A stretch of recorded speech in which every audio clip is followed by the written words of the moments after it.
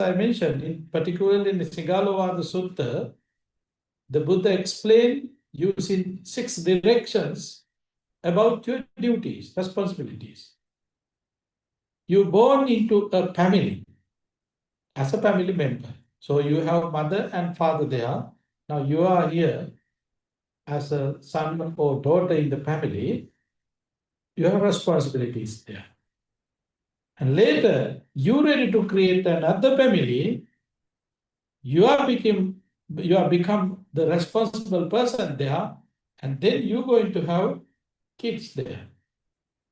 Meanwhile, you have connection with your school, jobs, friends, and all other duties like political parties, law and order, all these things, as well as the religion.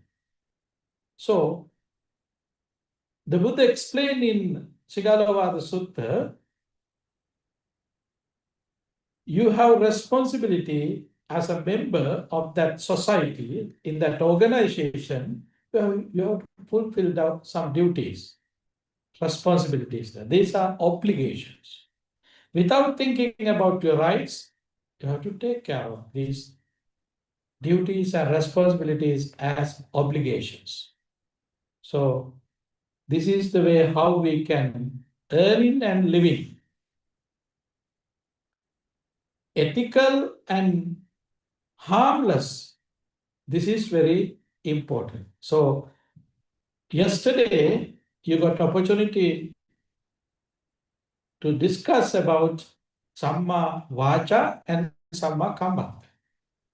Samma Vacha, Samma Kammanta is here. That is our ethics.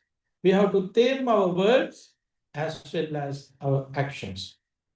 This is the base of 5 precepts. It means Samma Ajiva means you have to observe and take care of 5 precepts. That is our duty. So, as a Buddhist practitioner, the base is precepts. These precepts are not something you are making promises to superpower or the Buddha. The Buddha already passed away 2,600 years ago. There's nothing to deal with the Buddha. So then you are dealing with yourself. You are making promises yourself, not for anybody else. Even though you observe under the guidance of a monk, you are not making promises for the monk. You are not making promises for your teacher. You are making promises yourself. Abstaining from killing, abstaining from stealing, abstaining from sexual misconduct, abstaining from lies, false speech, and all these other purifications of your words. These are the base of your Samma Ajiva, right livelihood. These are the base. So being in this base, so then we can live according to the base and promises, norms, values, taboos. Particularly important thing is universal law, respecting the universal law. Forget about 5 precepts. Forget about norms, values, taboos, and everything. Forget about the law and order and constitutions in the country. Live according to the natural law, universal law. So you can take care of all other these things. Because all these things are under natural law. When you are making promises, abstaining from killing, there is nothing to respect your constitution. There is nothing to live according to the law and order. Abstaining from stealing, there is nothing to break there. Around the world, now these days, and particularly about the countries, so there are so many issues regarding politicians and the civil people. Around the world, we are talking about the human right violation, animal violation, women rights violation, children rights violations. Where all these violations are coming? All these violations are coming because they are not in this ethical developments. They don't respect the natural law. They are not abstaining from stealing. They are not abstaining from killing. That's why they have these issues. So therefore, if someone living according to 5 precepts, these 5 precepts are the natural laws, not creations of the Buddha. The Buddha did not introduce these 5 precepts. These 5 precepts are universal nature. So if someone living according to these 5 precepts means they are taking care of human rights, animal rights, women rights, children rights, all the rights in this world. You don't want to worry about that. So that is Samma Jiva. Samma Ajiva. These norms, values, taboos, law and order, culture, everything is here.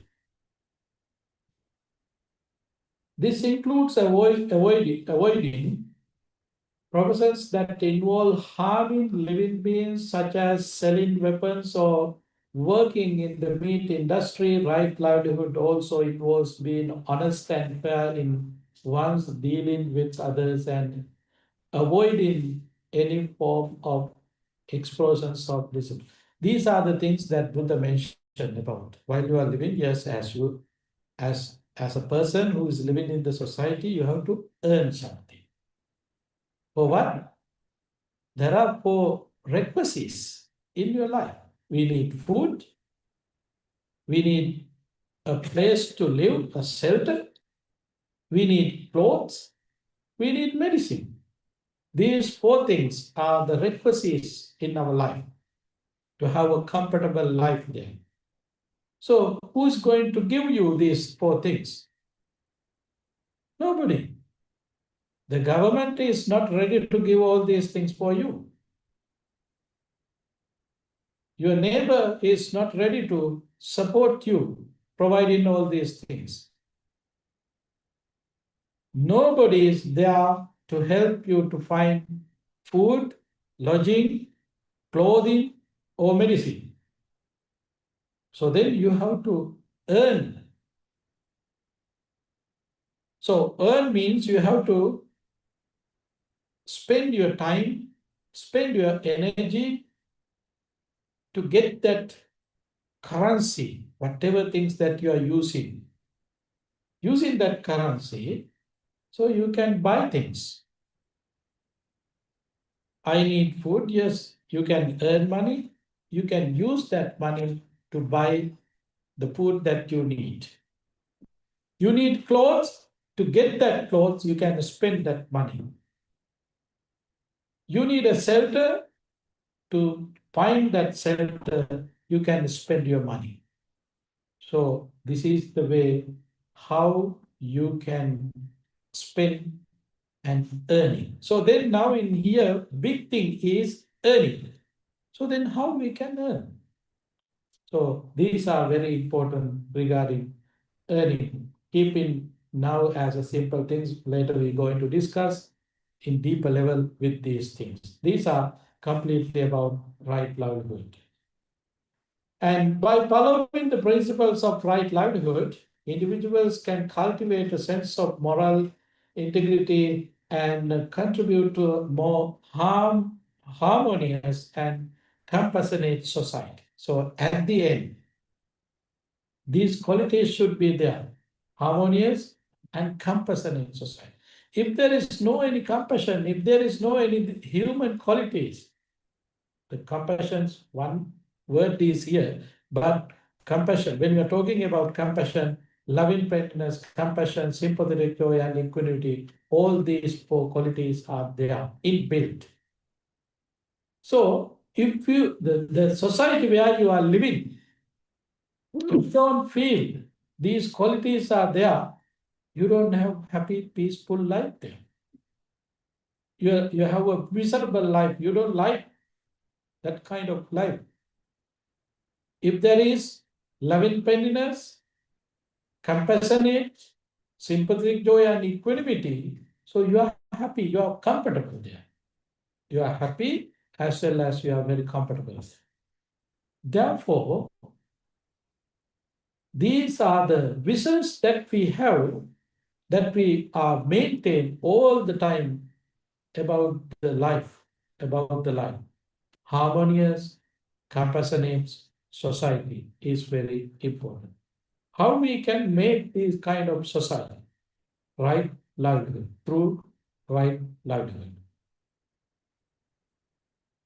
Samadhi or right livelihood is the fifth steps Buddhism Noble Eightfold Path.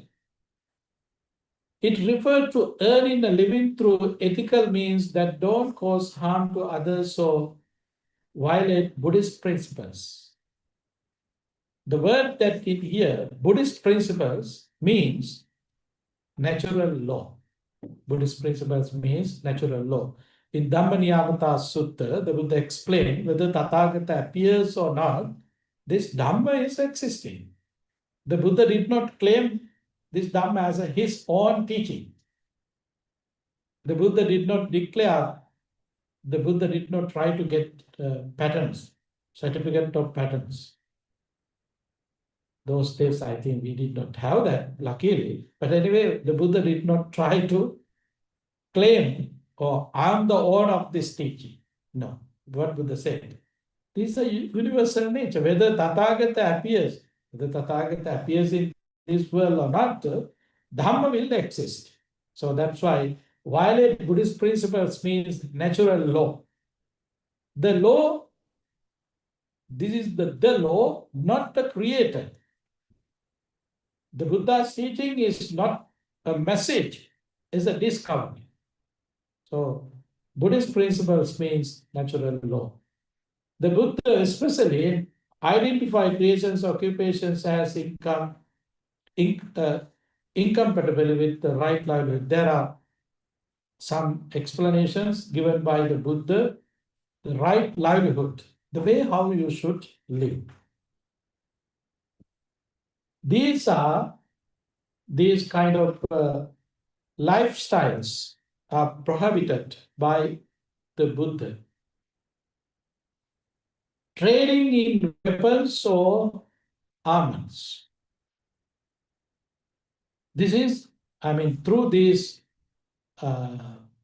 you can earn money, but the Buddha did not appreciate it. It is not right livelihood. Selling weapons, selling bombs, or anything regarding to do harmful things to all living beings, any living beings, these are not something that you can apply as a person who is living according to Noble Eightfold Path. This is not right livelihood. Trading in living beings, slavery, human trafficking, prostitution. These things also harmful, not appreciate, not according to life's right livelihood. Trading in meat, raising animals for killing. This is also not right livelihood. Now I know so many questions are arising in your mind regarding these lifestyles, but we can discuss about these things. Trading alcohol and intoxicants. Trading alcohol and intoxicants. And trading poison. Poisons for what? Killing living beings. Killing living beings, not living things, killing living beings. All the poisons are there.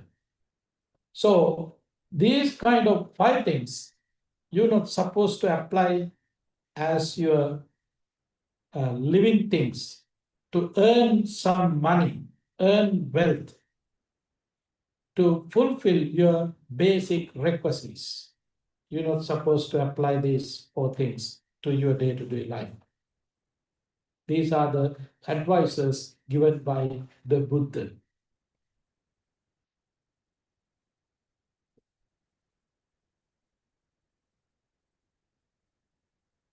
And also, earning income through honest means. You're not supposed to cheat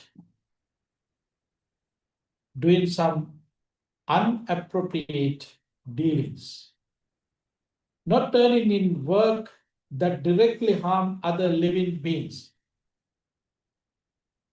Directly, it is harmful to other living beings, so that would be not real lifestyle that we can apply to live according to Noble Eightfold Path. Conducting business with integrity, fair pricings, and truthful. There are a few things about business. Thulakuta, Manikuta, Kansakuta. If you are misusing your balance when you are measuring things in your business, so you have to be genuine there. You're not supposed to cheat there. Thulakuta. There are some things that people who are selling goods, they are using some kind of things using their balance. Money good. They are using some techniques using fake money. Now, this is also happening around the world. That is also not something, if someone living according to Noble Eightfold Path, that they couldn't apply this one also.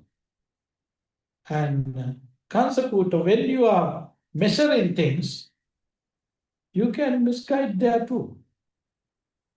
So that is also a wrong thing, according to the Buddhist explanations.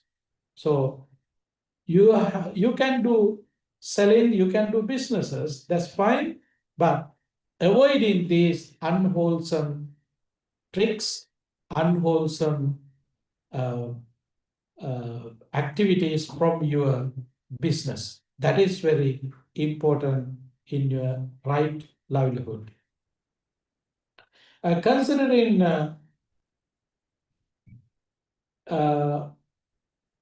society and environment, you have to do your business. Sometimes,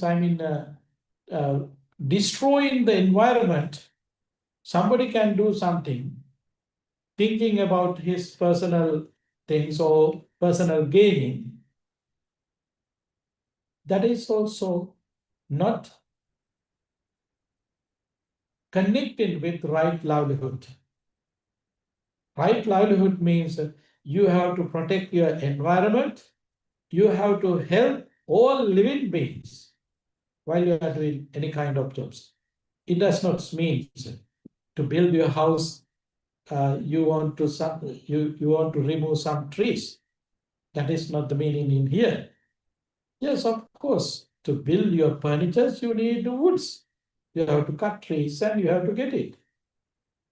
But it's happening with kind of balance. It's happening with kind of balance. So it is not something against that right livelihood. It is under or in the right livelihood. So therefore, it is not something that we can refuse from this practice in this very line. No, this is according to the right livelihood. Right livelihood is part of the ethical conduct seal sections of the Noble Eightfold Path, along with right speech, right actions. It recognizes that the how makes our living significantly affects our spiritual development and our ability to practice compassion and non-harm. Ahimsa. Ahimsa. So this is very important things that you have to keep in your mind. Living according to Noble Eightfold Path, following the guidance of Sila, take care of your words as well as your actions, without harming living beings and living things in unnecessary ways, and non-harm, compassionate practice should be there. That is right livelihood. The principle extends beyond just avoiding harmful professions. It encourages practitioners to consider whether their work contributes positively to the world and allows them to maintain their ethical integrity while supporting themselves and their families. So you have obligations to take care of your family. Uh, the Buddha explained there are 5 things that we have to do as our obligations as a person who is living in the society with others. 5 balis, the word that Buddha used in Pali, bali. Balis means, according to that deep meaning of that word, responsibilities, obligations. Jnati bali, you have to help your relatives, your family members, as well as your relatives. Devata bali. Devata bali means you have to do religious works as well as you have to, if there is something according to your religious activities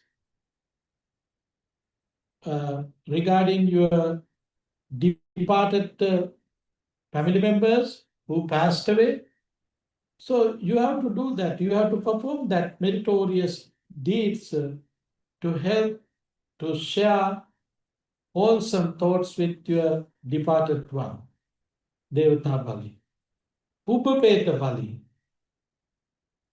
Uh, uh, to share merits with the departed one. And also, you have obligations to take respect your government's paying taxes.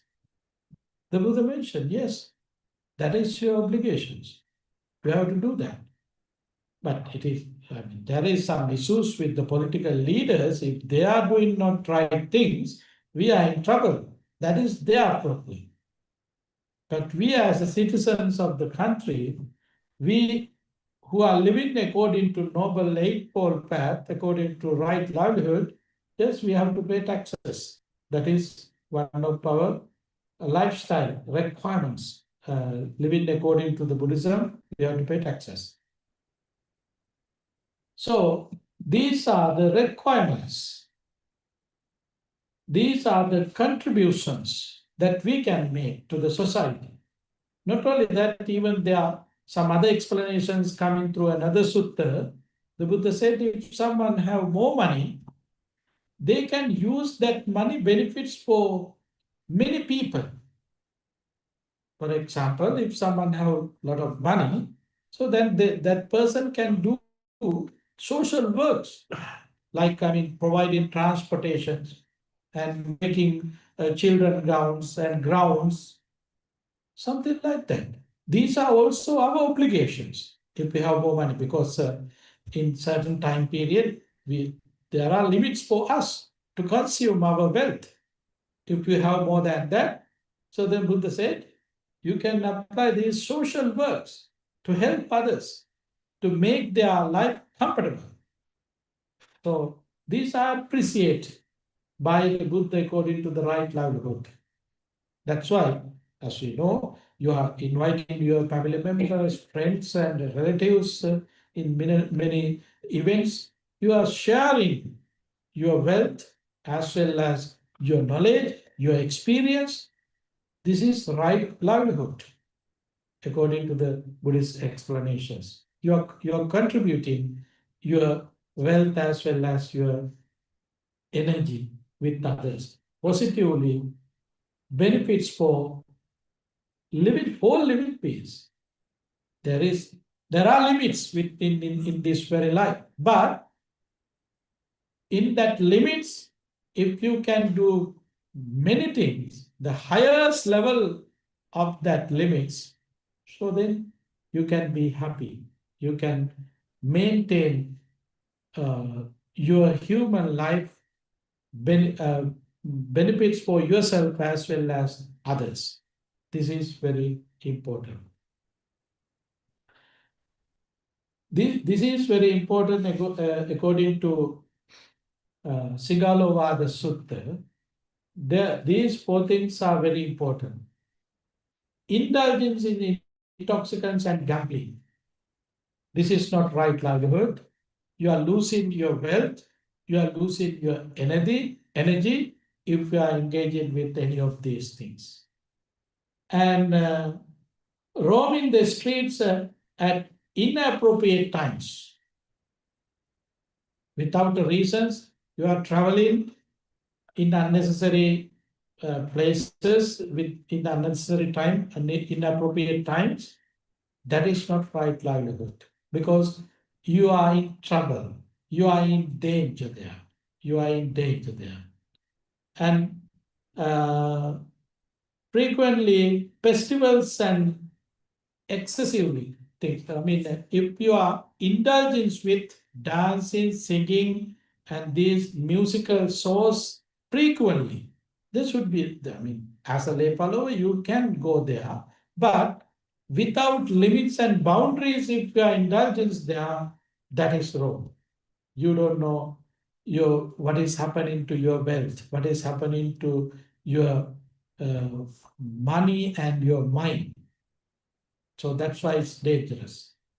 And keep in bad company. Keep in bad company, which is very dangerous, very harmful. In Pali, papa mitta, bad friends. This is not good. And for example, just think about you have friends who are always inviting you to use alcohol. You are in really trouble there. If there are some friends that they are always inviting you to do gambling, you are really in trouble. You are really in trouble there. So therefore, bad companion is not something good. These explanations are coming through Sigalovada Sutta. Sigalovada Sutta. So these are the things that we should avoid. Living according to right livelihoods means we have to avoid these things. Now you learn there are 5 businesses we're not supposed to do. Even though doing businesses, there are few things that we're supposed to avoid. And these are very important things to avoid living according to right livelihood, to have comfortable, ethical life there. These good friends in business earning, qualities of good friends. We talk about friends, so therefore these friends are very important to know who are the good friends. To understand good friends, these are the qualities that we can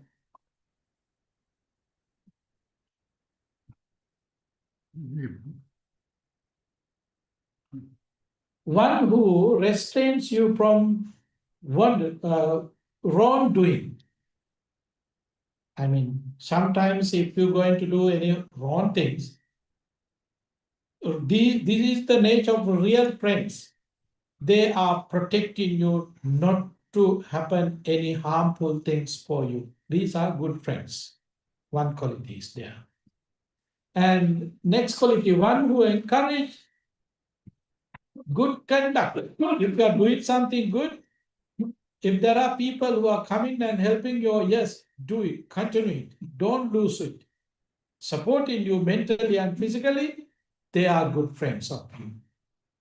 They are good friends of you. They may not just giving you words, they're encouraging you and they're supporting you. They are always with you. That is the nature. One who doesn't abandon you in times of trouble, and also you have difficulties regarding something. Good friends are not abandon you when you are in trouble. They are always with you when you are in troubles. This is the nature of good friends. And one who tells you what you need to hear. They are talking to you, they are discussing with you, they are sharing they are sharing their good thoughts with you when you need something, as well as when you are sharing good things with them, they are ready to accept it. They are ready to connect with you.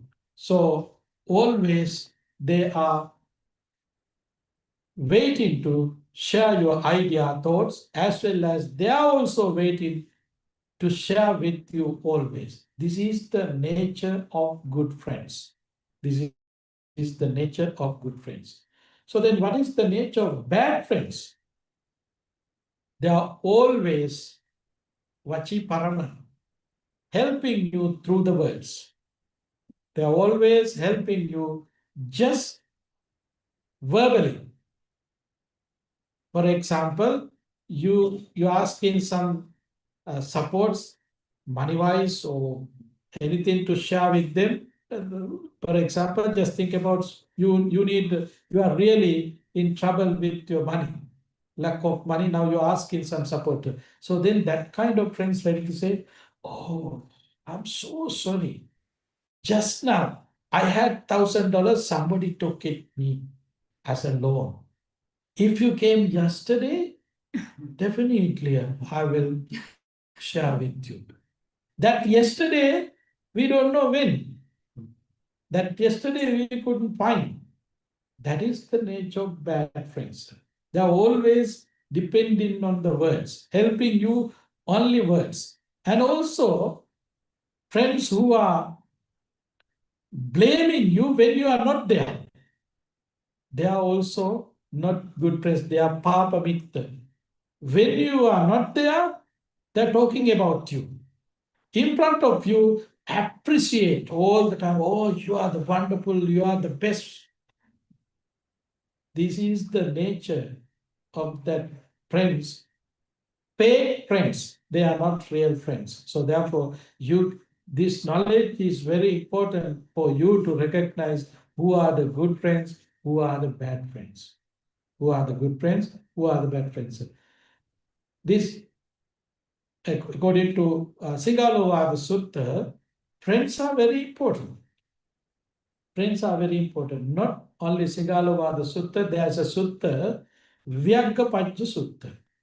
In Vyagapajja Sutta, the Buddha explained, Chattaro me bhikkave gahavati dhamma, ditta dhamma hitaya sangattati katame chattaro uttana sampada arakta sampada kalyana mittata samajivitata. There are four qualities which is very important in this very life to be success. Vyagapajja, a young person who came to see the Buddha, was asking from the Buddha, Venerable Sir, we as a lay practitioner, give us kind of Dhamma guidance to be success in this lay life. So then the Buddha said, there are four things that you have to think about as a lay person. Uttana Sampada, you have to develop your effort and Arakta Sampada, as well as you have to develop your protections plans to protect your mind from evil things, as well as to protect your wealth. You have to have that protection skills. That's the second thing. Haraka Sampada. Kalyana Mittata, you have to have good friends. Good friends. Kalyana Mitta, good friends. It might be Dhamma, that is the greatest Kalyana Mitta, good friends, as well as physically the friends that we have to have Kalyana Mitta, good friends, not fake friends. That's the second thing. Third thing. Fourth one, Samajivagata, you have to have balanced life, budget. You have to create your life according to your income. according to your income. If you are not balancing your income with your expenses, you are in trouble. You are in trouble. So therefore, the Buddha explained in Singalovada Sutta related to this Vyagapati Sutta. These suttas delivers in different time, but in Singalovada Sutta it's explained the way how you can balance your income and expenses. Ekena bhoge bujjaya dvihikammam payoje chadutancha nidapeya apadasu bhavishyati. Ekena bhoge bujjaya. The income that you have divided into four groups, four categories, four groups.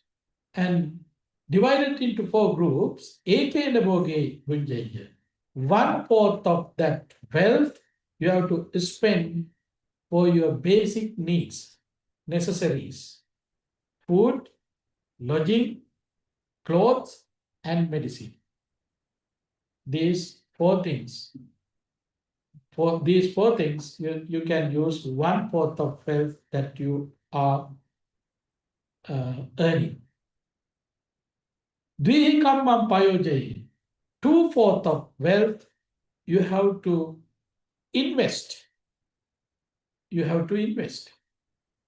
What does it mean? Investments. Investments means, for example, you have to go to job. To go to job, you need transportation. According to your income, you can use train and income as well as your easiest way. You can use train, you can use airplane, you can use your own car, or you can walk. If you are spending money for these transportations, that is investment. That is investment. Buying computer is an investment. Buying cell phone is an investment. Buying any electronic gadgets, it's an investment according to your jobs. As a doctor, if you are buying some kind of instruments that you can use, for example, blood pressure machine and measuring machines, so many kind of gadgets are there. If you are buying means you are investing. So the Buddha said there, 2/4 of income you can spend for your investments. And then now it's remained 1/4. That portion we have to keep in the banks. We have to deposit in the banks. The bank systems talking in the world, this is historical words. This is the first time in the history who talks about the investments in the bank. That is Buddha. That is Buddha. 1/4 of income that you have to deposits. Deposits. For why? Apadasu bhavishyati. We don't know when some tragedies coming to us. Some emergencies. We don't know when, how it's come to us. So at that time, to use at that time, to have compatibility to face that tragedies, we have to deposit, we have to keep that wealth with us. This is right livelihood. This is not a stinginess. This is not a stinginess. If you are managing your wealth righteously, according to the rules and regulations, that is not a stingy. That is not a miser. He is the well organizer as well as he is the person who is budgeting. Who is budgeting according to the Buddhism. But there are few ways that Buddha asked to avoid in Pattakama Sutta. Ajaddu marana udumbara kadika. Ajaddu marana udumbara kadika. If someone is spending money without any plan, they call udumbara kadika. They are spending money without thinking this is worth or not, this is something, yes, we have to do it, not without any idea, any meaning. If they are spending money there, that is something the Buddha did not appreciate. That is not the meaning how you have to spend your money wisely. That is not the way. They call Udumpara Kadika, like a person who want to get fruits from the tree, instead of picking up fruits, that person ready to pick the branch of that tree. Even the flowers are there, and some fruits are there, which is edible. Some fruits are not ready to eat, but he's taking that whole branch, destroying everything there. That kind of lifestyle is not appreciated by the Buddha. So, other one is Ajaddu Marana, collecting and collecting, earning and earning, keeping things, they're going to die. That is also not something appreciated by the Buddha. That is also not right argument. So, Samajivakata means you have to balance, you have to depend on your incomes. Yes, you have income, so you don't know how long you can live. It doesn't matter. But you have to manage. Okay, I have this much income, so then I can spend this much. So travel around the world, buy a luxurious car according to your income. It is not prohibited by the Buddha. Some Buddhist practitioner, they think, oh, I am Buddhist practitioner, therefore I don't have to have luxurious thing. That is wrong. If you have income, use it. Why you want to keep? To help your in-laws. Don't do that. Don't do that. Spend your money. You don't want to help your in-laws, they will take care of themselves. You don't have to worry about it.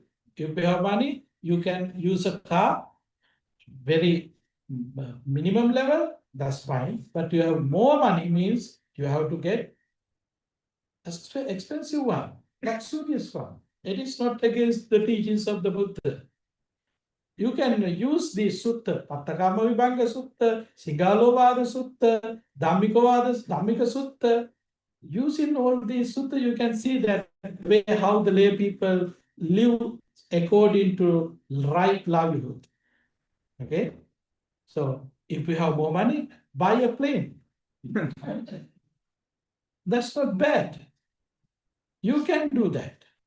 So, but it's supposed to connect with your income and expenses. This is the right livelihood. Okay, and all these things we talk about.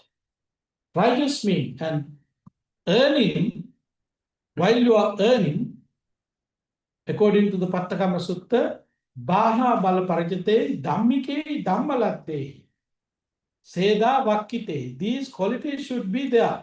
The way how you should earn. Not without using your brain, not without using your body. If someone try to earn money through your laziness, engaging with gambling or engaging with other unappropriate professions, that is not the way how Buddha said. You earn money, put in your effort, using your energy, using your skills. So that is the one that Buddha appreciate. Earn money. That is not something harmful. And peaceful means Santa without violence or causing fear for anybody. That is the way how you can earn money. Honest labor without harming others. So, things about this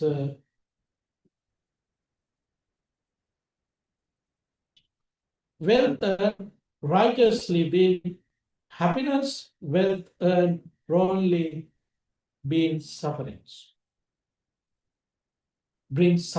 So righteously, you can gain happiness. When you are gaining wealth righteously, same time you can gain happiness. So living in lay life as a lay person, practicing Dhamma, if you are earning according to Dhamma, you are developing your spirituality.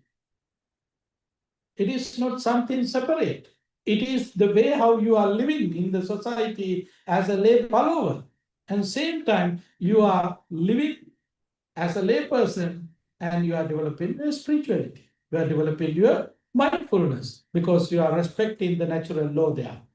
And one should be content with the honest gains rather than pushing wealth through harmful means. So, very important contentment. What you have, you can be happy there. You don't want to be a daydreamer.